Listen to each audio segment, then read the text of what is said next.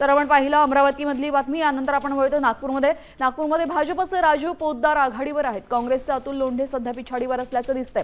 विजयाचा गुलाल कोण उधळणार हे काही वेळातच निश्चित होईल, मात्र हे सध्या सुरुवातीचे कल हाती येत आहेत। यामध्ये काँग्रेसचे अतुल लोंढे पिछाडीवर असून भाजपचे उमेदवार आघाडीवर आहेत। भाजपचे राजीव पोद्दार आपण पाहतोय नागपूर मतदारसंघामधून आघाडीवर असल्याचं चित्र पाहायला मिळतंय।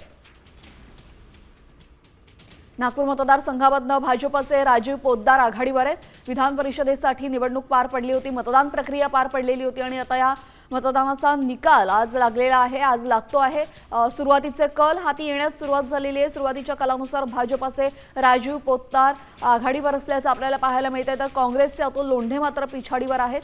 राजीव पोद्दार हे भाजपचे आघाडीवर आहेत। याआधी जे 17 मतदारसंघांपैकी 6 बिनविरोध झालेले होते, त्या 6ही मतदारसंघांमध्ये महायुतीचेच उमेदवार विजयी झालेले आहेत। महायुतीचेच उमेदवार परिषदेवर जात आहेत आणि दुसऱ्या बाजूला आतापर्यंतचे हे 3 कल हाती आलेले आहेत।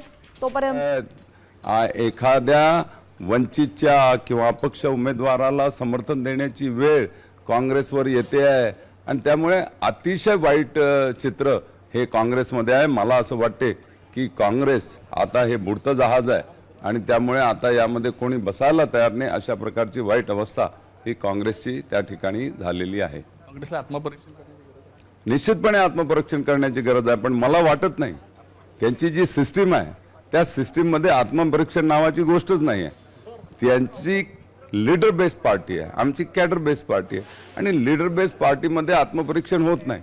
तो लीडर जोपर्यंत शेवटपर्यंत आपलं नेतृत्व टिकवण्याचा प्रयत्न करतो त्याला संघटनेशी काय देणं घेणं नसतं आणि त्यामुळे काँग्रेसची ही वाईट अवस्था होत चाललेली आहे। विजयाची तयारी, जल्लोषाची तयारी कशाबद्दल झाली आहे? म्हणजे कार्यकर्ते गोळा झालेले आहे सगळे, आता गुलाल ढोल ताशे, कार्यकर्ते मोठ्या प्रमाणात येणार आणि असं आहे की मी संघटनेचा माणूस आहे, गेल्या 35 वर्षापासून संघटनेत काम करतोय आणि त्याच्यामुळे एकेका कार्यकर्त्याशी माझे अतिशय जवळचे संबंध आहे आणि त्यामुळे जल्लोषामध्ये केवळ नगरसेवकच येतील असं नाही आहे, तर सर्वसामान्य ग्राउंड लेवलचा भारतीय जनता पार्टीचा महायुतीचा कार्यकर्ता तो सुद्धा या निवडणुकीमध्ये निश्चितपणे विजयाचा जल्लोष करण्यासाठी येईल।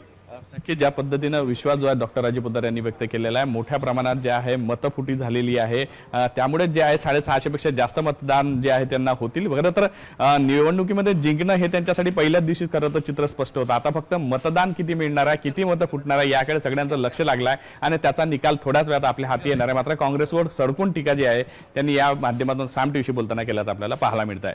व्हिडिओ सर्वोपरी पराग डोबळे, साम टीव्ही न्यूज, नागपूर। तर म्हणवायला यावेळेस विजयाचा गुलाल कोण उधळणार या संदर्भात ते म्हणत होते। भाजप ही कॅडर बेस्ड पार्टी आहे आणि काँग्रेस ही लीडर बेस्ड पार्टी आहे, त्यामुळे त्या ठिकाणी त्यांचा पराभव निश्चित आहे। ते आत्मपरीक्षण करत नाही वारंवार होत असलेल्या पराभवांमुळे, असं त्यांनी म्हटलेलं आहे। राजीव पोद्दार बोलत होते।